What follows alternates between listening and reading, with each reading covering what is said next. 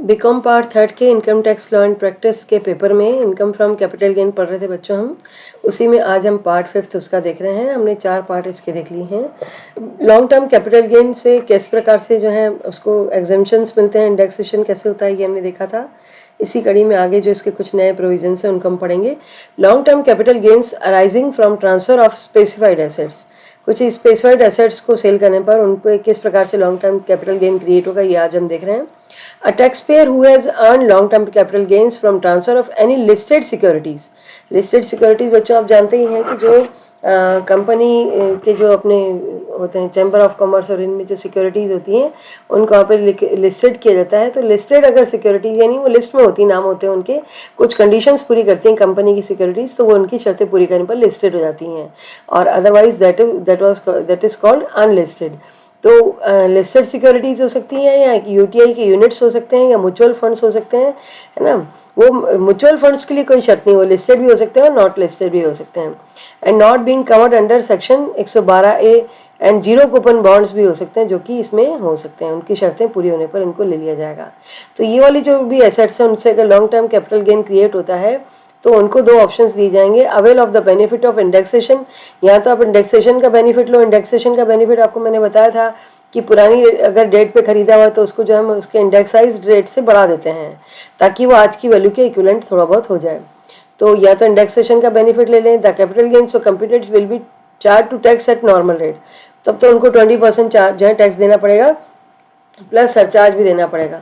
और अगर वो बेनिफिट उसका जो है do not avail the benefit of indexation का बेनिफिट नहीं लेते हैं, द कैपिटल गेन्स और computed is charge to tax at the rate of 10%। उनको 10% टैक्स देना होगा प्लस सरचार्ज एंड सेस तो ही।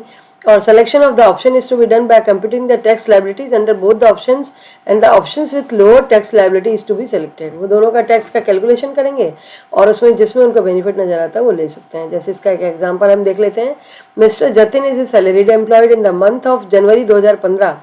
ही purchase 100 shares of x limited. उसने एक्स लिमिटेड के 100 शेयर्स खरीदे और उनकी कीमत थी 1400 रुपये पर share. From Bombay stock exchange से उसने शेयर खरीदे हैं। These shares were sold through BSE, है ना, बॉम्बे स्टॉक एक्सचेंज के थ्रू इन्होंने BSE यानी बॉम्बे स्टॉक एक्सचेंज के थ्रू उन्होंने अप्रैल 2019 में सेल किए। किस रेट पे? देखिए 1400 में खरीदा था एक शेयर और अब उन्होंने बेचा है 2600 रुपये पर शेयर पे उसको सेल किया है। The highest price of x limited shares quoted in the stock exchange on 31 जनवरी 2018 वह ₹1800 पर शेयर, है ना। तो उनकी जो कॉटेड रेट थी वो जो जनवरी 31 में थी वो थी 1800 रुपये पर share. What will be the nature of capital gain in this case, है ना। तो यहाँ पर हम ये कह रहे हैं कि शेयर्स जो है उसने परचेज की जनवरी 2015 में और सेल किए 2019 में। दैट मीन्स यहाँ पर 12 महीने से ज़्यादा उसने सिक्योरिटी अपने पास होल्ड की है। That means there will be long term capital gain. In the given case shares are sold after holding them for a period of 12 months।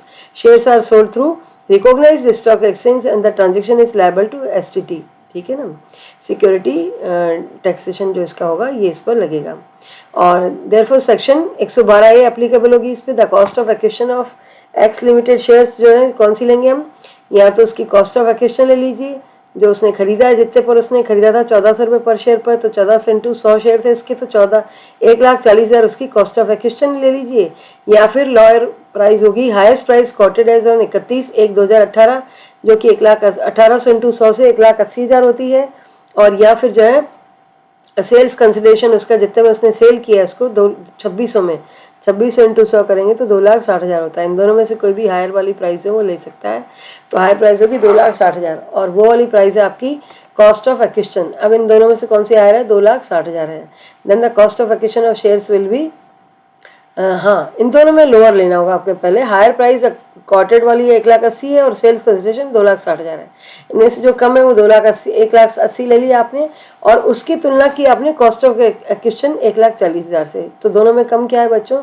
दोनों में हायर कौन सा है? 1,80,000। तो इसकी वैल्यू क्या मानी जाएगी? Cost of acquisition of shares 1,80,000 मानी जाएगी।